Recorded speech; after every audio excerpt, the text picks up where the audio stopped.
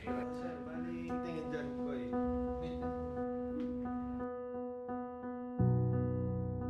Kim Maniti, 34 years old. Junior Martin po, Junior Martin. 44. 44. Jezreel Evangelista, 25 po. Paolo Ian Ternal po. 39 po. Si Remhil Pardo po, sir. 39 po, sorry.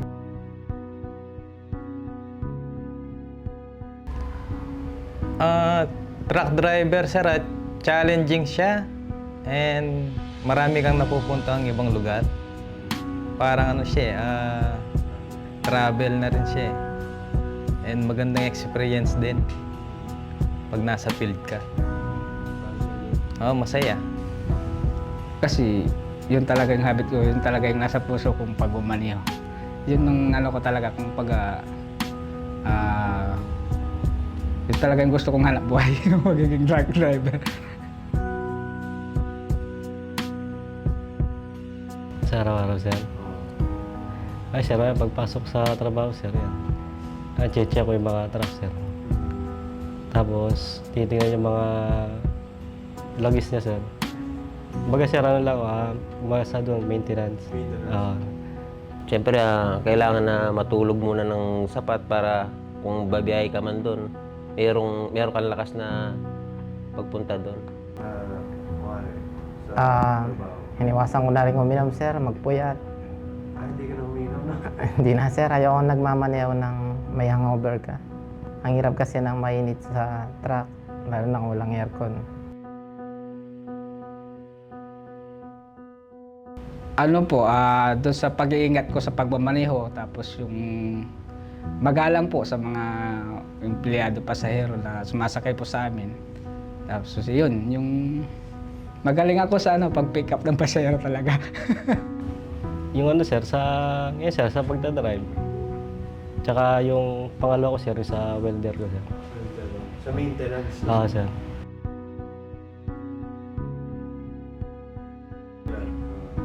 Yung masiraan ka sa daan, siyempre maghihintay ka ng rescue eh. Minsan, pag walang available, hintay mo talaga pag magkakaroon ng rescue talaga eh. Yun lang yung challenging sa daan eh. Kung minor, ano lang naman, sira lang naman, kung kaya namang gawin, gagawin na. Pero kung hindi talaga kaya, talaga maghihintay ka sa kalye. Yung bago-bago pa lang po. Kahit Yung talagang akyatan na yung di pa talaga ako masyado veteran na magmaneho, yung akyatan yan. Medyo kinakabahan ako, baka may umatras yung sasakyan kapag gano'n.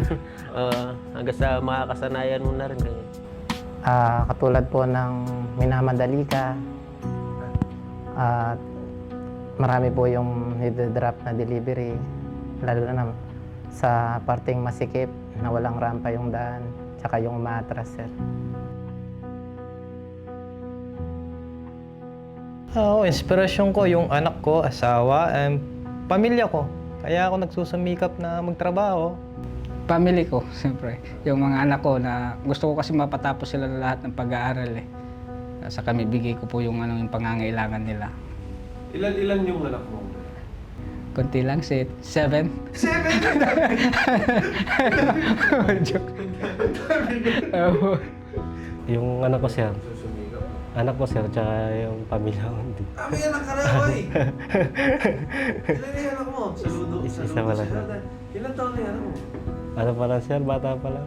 1 year and 2 months. Yung magulang ko po kasi yung tatay ko kasi maaga rin po nawala yun. Kaya nung nawala rin po si Papa, sila mama na lang. Tapos yung nagkapamilya na po ako, may bago na pong kayo, mga anak ko.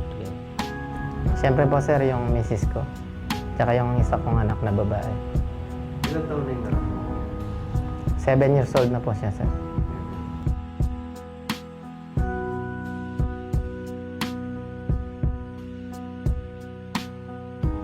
Mabigat nga lang, sir. Mabigat lang, sir. Mabigat lang yan, ha, sir?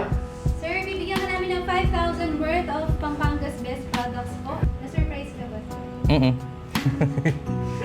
Maraming salamat. Thank you rin po sa Hino and Pampanga's Best. Thank you po. Yan, sir. Ay, Ito po. So, ito po regalo po namin sa inyo. Pampangas Best po yan, sir. Worth 5,000 pesos ay, po. maraming salamat po.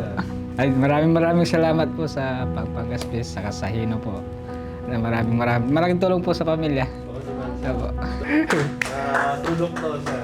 Bali yan. Yan, sir. Pwede nyo ano yan. Pwede nyo gawing home negosyo yan. May bibigay po kami contact number. Maraming salamat po, sir.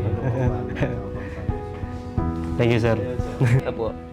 Yan. Thank you po. Salamat po.